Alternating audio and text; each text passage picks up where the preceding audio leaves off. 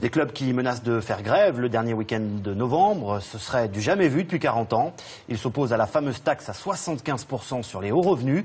Les patrons du foot français affirment qu'elle pourrait tuer leur club, dont beaucoup sont déficitaires. Marc Dana, Jean-Bernard Hier. Deux clubs semblent intouchables en Ligue 1, sportivement comme fiscalement. Monaco et le PSG. Paris et ses joueurs payés plus d'1 million d'euros, donc soumis à la nouvelle taxe, des salaires alourdis l'an prochain de 20 millions d'euros.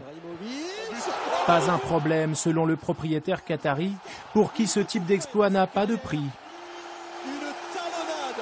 Quant aux Monégasques, ils ne sont pas soumis à l'impôt français. Mais 12 autres clubs de Ligue 1 sont concernés. Marseille, Lyon, Lille ou Bordeaux. Au total, la mesure coûterait 44 millions au football français. Quand les entreprises sont en difficulté, on essaie de les aider. Là, c'est l'inverse. On les taxe. Que veut-on? On veut quoi? La disparition de notre football? On veut quoi? N'avoir que Paris Saint-Germain et Monaco? On veut quoi? On veut que disparaissent les clubs qu'on appelle les clubs de taille moyenne? Alors, les instances du football français annoncent que les professionnels vont raccrocher leurs crampons le dernier week-end de novembre. Officiellement une journée blanche, une grève qui ne dit pas son nom. Des stades vides. Selon un sondage publié aujourd'hui, 83% des Français considèrent le mouvement injustifié. Les Français ne comprendraient pas que l'ensemble du football professionnel, qui est vu comme un secteur plutôt privilégié, ne participe pas à cet effort collectif. Grève à morale de millionnaires pour certains, tout un secteur économique menacé pour d'autres.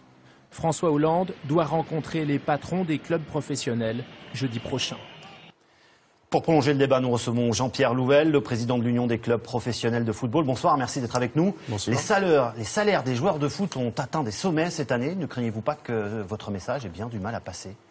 D'abord, il faut savoir de quels joueurs nous parlons. Nous parlons de stars qui sont sur le plan international et sur un marché ouvert et européen et mondial. Donc je crois qu'il ne faut pas mélanger les choses. Et puis surtout, le deuxième point, c'est que la taxe au départ devait concerner effectivement les joueurs. Aujourd'hui, elle ne concerne pas les joueurs, elle concerne les clubs. Et les clubs, je vous rappelle, à l'exception d'un ou deux, et vous les avez cités, c'est aujourd'hui 60 millions de pertes. Auxquels nous allons ajouter 44 millions. Et à la suite déjà de 3 années de pertes consécutives, notamment liées au droit à l'image qui a été supprimé brutalement il y a maintenant un peu plus de 3 ans et qui a représenté 50 millions par an que les clubs ont dû absorber. Voilà la réalité du terrain.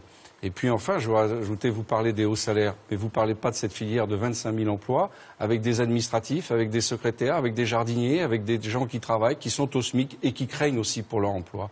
Qu'est-ce que vous allez demander à François Hollande la semaine prochaine? Vous allez le rencontrer. Vous nous disiez c'est pas les clubs, c'est les clubs qu'on taxe, c'est pas les joueurs. Les joueurs qui gagnent beaucoup d'argent pourraient eux être taxés. Ça, vous le soutiendriez ou pas? Mais écoutez, cette loi a été abandonnée puisque le Conseil constitutionnel l'a refusée.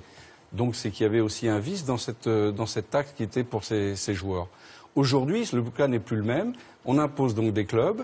Et puis ces clubs, comme je vous l'ai dit, sont en déficit et surtout créent en permanence un lien social dans le pays. C'est ce lien social que l'on veut détruire.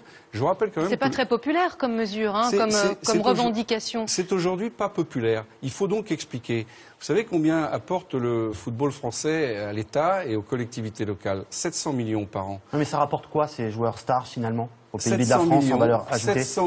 700 millions sont payés par les clubs et les joueurs tous les ans. En fiscalité et en charges sociales. Si les salaires étaient un petit peu moindres, vous seriez en dessous de la barre des 5%. Et oui, et les joueurs ne seraient plus en France et le football français passerait en 3e division. Vous êtes jeune, vous avez cette chance.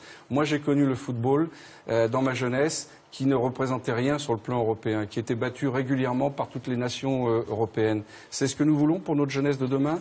On veut plus d'idéal pour notre jeunesse. Je crois qu'il ne faut pas oublier qu'il y a 130 millions qui sont versés par les clubs au sport amateur. Quel qu'il soit, tous les sports, et dont le football amateur. Toute cette jeunesse qui fait du sport bénéficie aussi du football professionnel. Et c'est une image importante. Donc vous demandez quoi au président de la République dans une semaine? Qu'il retire ce projet? C'est bien sûr la demande qui est faite. Maintenant, il y a peut-être d'autres possibilités simples. De l'effet non rétroactif, puisqu'aujourd'hui, on nous impose cette taxe d'une façon rétroactive sur des contrats qui sont des contrats à durée déterminée, donc sur lesquels nous n'avons pas pu avoir de position avant d'apprendre la taxe. Vous comprenez, nous avions des contrats, on nous impose aujourd'hui sur la saison actuelle, pas sur 2-3 saisons, sur la saison actuelle, une taxe qui n'a pas été budgétée. Et je vous rappelle que le football français est un des seuls footballs européens à être contrôlé par une DNCG, à avoir remettre ses comptes et bien sûr avoir des rapports avec les organismes financiers. Et donc nous avons des comptes à rendre. Or aujourd'hui, notre budget, il a été déposé et il va être annulé par cette taxe. Merci, on aura entendu ce soir vos arguments. Merci Jean-Pierre Louel d'avoir été avec nous. Merci. Allez, on passe